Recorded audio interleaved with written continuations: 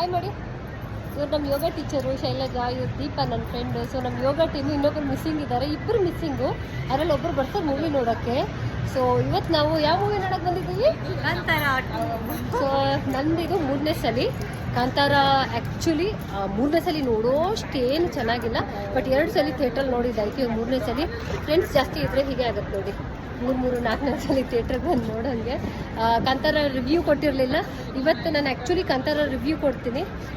ಏನಂತಂದರೆ ಕಾಂತಾರ ಸ್ಟೋರಿ ದಂತಕತೆ, ಅದ್ರಲ್ಲಿ ತೋರಿಸಿರುವಂಥ ಹಿಸ್ಟ್ರಿ ಬಗ್ಗೆ ಯಾವುದೇ ಕಾರಣಕ್ಕೂ ತಲೆ ಕೆಡಿಸ್ಕೊಂಡು ಇದು ಅದು ಅಂತ ಹುಡ್ಕಾಡೋಕ್ಕೆ ಹೋಗಬೇಡಿ. ಅದೊಂದು ದಂತಕತೆ ಸ್ಟೋರಿ. ಫಸ್ಟ್ ಮೂವಿ ಕಂಪೇರ್ ಮಾಡಿದ್ರೆ ಈ ಮೂವಿನಲ್ಲಿ ಸ್ಟೋರಿ ಅಷ್ಟೊಂದು ಕನೆಕ್ಟಿಂಗ್ ಅಂತ ಅನ್ಸಲ್ಲ. ಫಸ್ಟ್ ಮೂವಿ ಕನೆಕ್ಟ್ ಆದಷ್ಟು ಈ ಮೂವಿ ಕನೆಕ್ಟ್ ಆಗೋಲ್ಲ.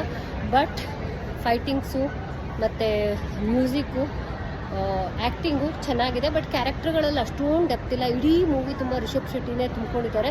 ಬಟ್ ಚೆನ್ನಾಗಿದೆ ಮೂವಿ, ನೋಡ್ಬೋದು. ಕನ್ನಡದ ಮಟ್ಟಿಗೆ ಇದೊಂದು ಒಳ್ಳೆ ಮೂವಿ ಅಂತ ಹೇಳ್ಬೋದು. ಒಂದೇನಂತಂದರೆ BGM ಸಿಕ್ಕಾಪಟ್ಟೆ ಲೌಡಾಗಿದೆ. ಕೆಲವೊಂದು ಕಡೆ ಡೈಲಾಗ್ಸೇ ಕೇಳಿಸೋದಿಲ್ಲ. ಆದರೂ ಕೂಡ ಥಿಯೇಟ್ರಲ್ಲಿ ನೋಡೋದಕ್ಕೆ ಸೂಪರ್ ಸೂಪರ್ ಸೂಪರ್ ಅನಿಸುತ್ತೆ. ಒಂದ್ಸಲಿ ಕನ್ನಡದ ಮಟ್ಟಿಗೆ ಯಾವುದೇ ರೀತಿ ಸಮಸ್ಯೆ ಇಲ್ದಂಗೆ ನಾವು ಈ ಮೂವಿ ನೋಡ್ಬೋದು. ಈಗ ನಮ್ದು ಆ್ಯಕ್ಚುಲಿ ಒಬ್ಬರು ಬರಬೇಕಿತ್ತು, ಅವ್ರು ಬರಲಿಲ್ಲ. ಈಗ ಇನ್ನೊಬ್ರು ಬಂದಿದ್ದಾರೆ ನೋಡಿ, ಶ್ವೇತಾ. ಮಸ್ತಾಗಿ ಕಾಲೇಜಿಗೆ ಬಂದು ಬಂದಿದ್ದಾರೆ ಮೂವಿ ನೋಡೋಕ್ಕೆ. ಸೊ ಕಾಂತಾರ ಮೂವಿ ಥಿಯೇಟ್ರಲ್ಲಿ ಬಂದು ಆರಾಮಾಗಿ ನೋಡ್ಕೊಂಡು ಹೋಗ್ಬೋದು. ಸೊ ಯಾರು ಇನ್ನೂ